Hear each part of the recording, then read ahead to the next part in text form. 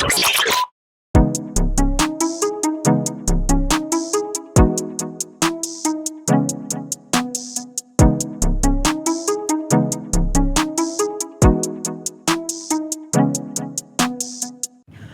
good, creatives? I am Nina Shine. Welcome to the Symphony Pod from the Symphony Studio, where we talk about animations, comic. We also get motivated, inspired, and learn from our guests whenever we have a guest on the show. On the show today, we have a very interesting, gorgeous, fine, handsome man. Jamil Abdulsalam, welcome to the show. Thank you so much for having me on your show. It must be a privilege for you to have me on your show. What? No, don't flatter yourself. What do you mean by that? Yes, now I'm the artist. Now I'm the star. No. You get it wrong. I have the beautiful atmosphere, a very gorgeous aura. So therefore, it's a privilege. You even stood beside me here today. What's that? Nothing.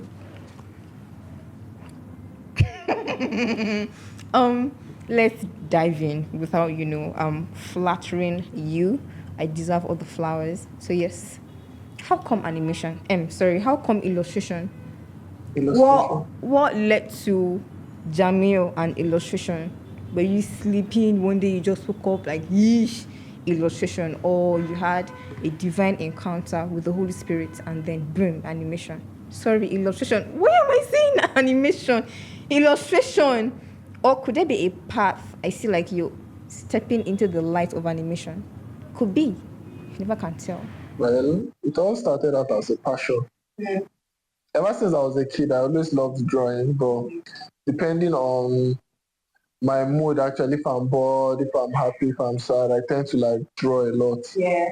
So it started out as a hobby at first, then as time goes by and on, then I started picking more interest. That was like after watching Naruto, Ben 10, there are like a lot of cartoons, like awesome cartoons, not like what we watch today, but they were really, yeah, it was like the best. So I started off from like watching Naruto, Ben 10 and all those cartoons. So as time grew, I was like, I really want to know more about all these things to push, to have that emotional connection with like what other people to about the the illustration world. So that was how Jamil was born. And little by little, my first, how will I put it? Like my first ever encounter, like me saying yes, this is what I want to do, was when I first watched Rock Lee and Naruto's fight. Rock Lee and Gara, sorry. That was like, you need to, if you haven't watched it, please go and take a look at it. It's really, really nice. So I think that's where my journey started out from. And I've always felt like I wanted to be someone that would do something amazing with my art, something as good as Naruto, even better. So that's where I think I know that my journey started out from. Beautiful. I like how assertive you were. You know, not that you think. You know, if there's something common with artists, laughter, because you could see children. I mean, they are kids growing up. I'm sure they were laughing at you like, what are you doing? You're drawing piece of paper. Oh God, drop that thing. We see you they draw. It no make sense. How did you overcome it? How did you push through? Well, funny enough, I didn't really have that much discouragement from my peers because they were able. It was something they were able to relate with, especially when Avatar came out when we were still in primary school. Then, so I did a lot of sketches. Then I tried to like. I was selling them for 15 naira, 10 naira, 20 naira. I've always been a hustler, so yeah. So I sell to my friends in school, and I also give my other friends in their other private school. They help me sell. I give them a little bit of commission. So it was with my peers. It was actually very good, but with the adults, they didn't really see anything. I just thought it was more of like a hobby for me or something like that. So they didn't really put that much of a big interest in it and all that. So, but so far so good. The journey is going nice. And look at you today, seated beside me in all aura of my glory, speaking to me. Life is beautiful for you. You should learn to acknowledge my presence more. You should do that. Hey, now you're talking. So let's say you're about to embark on a new project. How do you do that? Do you like have a niche? I mean, a brand identity. For now, I just try to pass out the message I'm trying to go for. So it depends on maybe if I want to make a horror illustration or a emotional illustration or something like that. I just tend to try and put myself in that vibe that okay, I'm sad. How do I interpret this in my art? How do I do this and do that? So it's more of emotional wise, try to put myself in that state. So when I tend to do the drawing or this, the audience can actually relate with what I'm trying to go for. So I think in that time I look for a lot of reference that convey my emotions at that point. And I listen to it. I don't think it's really a big deal, but I also listen to like music, like maybe sad music to also add to the yes. But I don't know. Then after I get sad, but it's all part of the creative journey. So Actually, wow. that's it. You made mention of reference. What do you watch? What do you read? What do you listen to? I could just put. I have so many movies in my brain, so I just go through the catalog in my brain. I look for the most sad movie I've watched because I'm a movie watcher. I really love Movie watch. freak then. Speaking of visuals. Yes, a lot. So I tend to watch a lot of movies. So I just go and check my brain and just scroll through the. I say, okay, this would go well. Like Moana, when the alien was going back, how she felt and everything. It could be used as an emotional reference or something else. Just go and check. So I think that is like the beauty of being an illustrator. You get to watch so much movies that whenever you need something, you can always recall back as a reference. So I think all artists have that. Fantastic, fantastic. Speaking of recalling back, definitely you've worked on so many gorgeous works, commissions works. What's that one thing that you've done that has, stood out for you, like you're really, really proud of? Whenever you're telling a story, it's something you would go back to refer to, like, this is really profound for you. You would want to show. I think currently, like for now, and I think my best work is Achuba, the comic book I'm working on. Yes, sir. Yes, sir. But I'm still going to do more and more amazing work. But for now, Achuba is my best. It's a book I really put a lot of thought into. It's a book I really try to keep up with the writer and know what is in her head and all that. So I think Achuba is one of the, and it also has a lot of emotions and stuff. So if you are like a very good writer, you'll be able to like connect with the book because it's something that every writer would want to see, like want to read, even even the other audiences too that would like maybe there's both I don't want to give out what Don't is give in it the out. story, so Don't give it out. Don't let give me it out. just keep my mouth sealed for now. Achuba is still in works. You can send us a DM to pre-order, and if you're yet to subscribe, ensure you hit the subscribe button on the screen and follow us today. Speaking of fundamental, I do have this question. It's the like modern is it modern and traditional artists. So would you go for the pencil on a paper, or what's the other one? Stencil? The stylus. Stylus pen on the screen. Which would you go for and why? I think for me, I would have gone for the traditional aspect in the sense that it makes sure that like you really know what you are doing. It puts you you make a mistake, you clean it. There is no shortcut. There is no this thing. Because I'm always a preacher of hard work. I'm always a preacher of hard work. So it makes sure that whatever detail you are doing, because that's how almost all are. In fact, like 90% or even 100 start out from just the usual pencil and paper. Even the old masters of comics and portrait and all that started from pencil, paper, and all that. So for me, I might pick the traditional medium. You might. Yes. Might.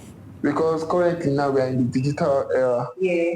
So using a stylus pen and a digital tablet is way faster because you can be able to create things at a shorter period of time or fix things easily without going to clean it or yeah, you can import some nice brushes than you doing the texture.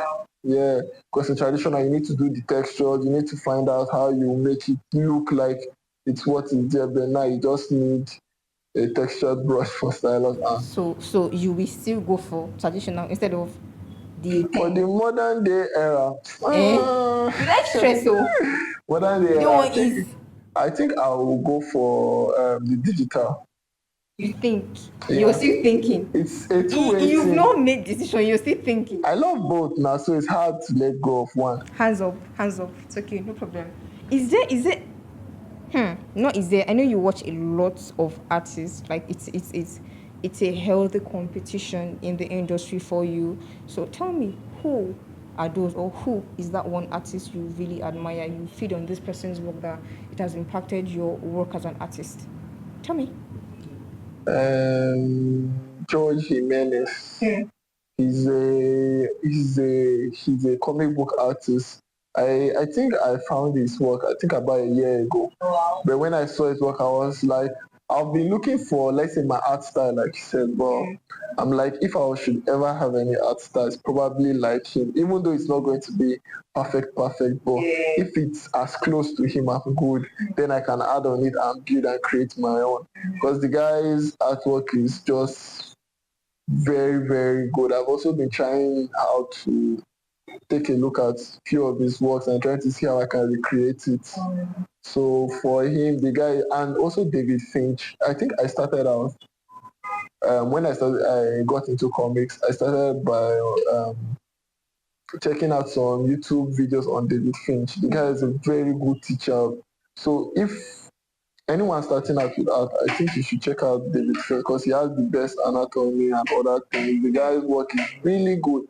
So he teaches more of the fundamentals. Then from the fundamentals, you can break out and go into other things you want to go to as an artist. So that for me was like those two guys, George Jimenez and David Finch, have really been the backbone of my art.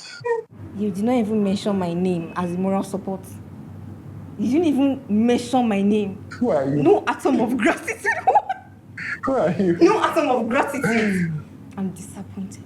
For being my host or for me coming on, you're the one supposed to show me gratitude. It's not easy to get an artist to sit down. Do you know what I should be doing with my time? I'm supposed to be doing some crazy sketches, some ink, some colors, and I'm here. You know, people pay for my time. We'll address this later. You've been speaking more of fundamentals. So as an artist, when you were starting up, even now, you're in the game.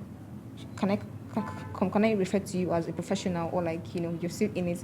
You've not gotten to that heightened level yet. No, I'm not a professional. You're still in process. Okay. I'm still a work in process. Fantastic. So, which app or what app software that has been really useful and faithful to your growth that you would recommend to our audience, creative and readers that want to dive into the world of illustration?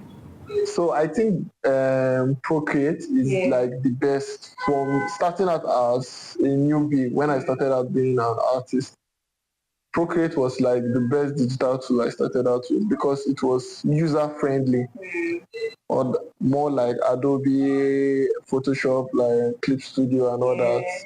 They are a little bit tedious to get used to at first, but they make the work more easier as you get you get used to the software and all that, but Procreate is way more user friendly. It just shows you the basic things you need as an artist, while the other things are more the most complicated and most easy going thing, as I'll put it, is in Clip Studio and Photoshop. So if you're a newbie, I want you to start with Procreate. Don't start with Clip Studio or Adobe. So you do have headache.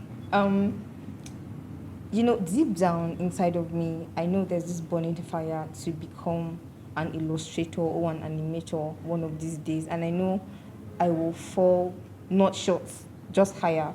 And I know on the day of you going to climb that stage to receive your award, you stand, hold your microphone, and acknowledge Nina Shine. You will use me. See, you will mention my name as one of the most impactful people in your life as an animator and an illustrator, because I will so thrive in this industry. I'm not delusional. It's okay.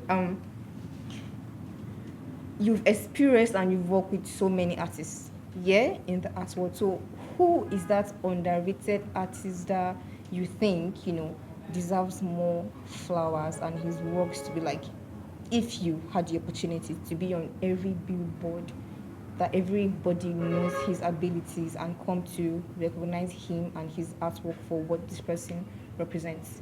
Who is that person? Just call my name. Call my name. Call my You're name. the Don't host, not hesitate. the artist. Call my name. Don't hesitate. I'm listening. Izzy, my seatmate. You mean Nina Shine? Me? No, sorry, Sitting beside Z. you. His name is Z. Nina Shine. Z. I'm seated beside you right Z. now. No, not Nina. Give me my Nina flowers. is the host. Z is the artist. Z! Yes. My friend. Thank you. He's also my friend too. You wish. Well, Z has been like a very focused person. From the very first day I met him, Z has always been too focused. I will say, yeah. Like when he comes to work, he says his greeting, he takes his breakfast, and Z goes to work. You will barely hear from Z till maybe 4 o'clock. And he has been really putting the effort. Even whatever he gives to Z, make sure he does like 100%, or even 1,000 if possible, so to make sure that work comes out really, really nice. So I think it's something that I admire mostly about him. Yeah. And I think that's how most of the symphony studio starts. What do you mean most? Yes, you're not most part of it. All? What? You're not, but that's why I said most. What do you mean most? You're not part of it. No. Everybody. I mean the family. No, how are you here now? Are you not seeing the symphony pod on my shit? How are you here? Okay. All of symphony studio staff always give 100%. Better. To whatever they do. Even look at her now, so she's giving 100% to our podcast. Oh my God, are you blushing? Show us. Professional standard. So if someone was listening to you right now, say follow up your work, what advice would you give them? What advice? Yeah, as an illustrator that has been in the industry for like a time now. Well, I think you just need to just grind harder. Get more anatomy. Grind harder. Are you grinding pepper and tomato? Like study, do your homework on what you want to do as an artist, what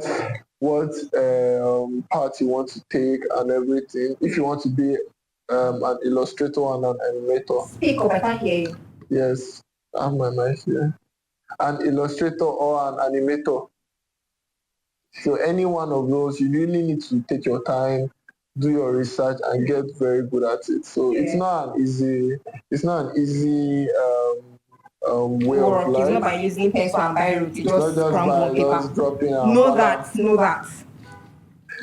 But you really need to like take your time to find out what you're passionate about. So I think the most important thing is not just trying to be an illustrator, it's trying to follow your passion. It's going to get hard, it's going to get traumatized, it's going to get frustrating. Sometimes I nearly bite off my pencil.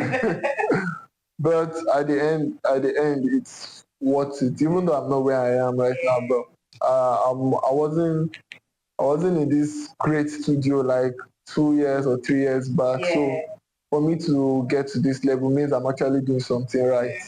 So I believe just try and put in much pressure, put in more work, and it's just going to take a little bit of time for your shine to outshine. Let me put that English. I don't know if For it's your shine correct. to be out there. Thank you for coming to the show, Jamil. You're welcome. We should do this more. What? Yes. Thank you for coming. Thank you for watching. See you on the next one. Bye.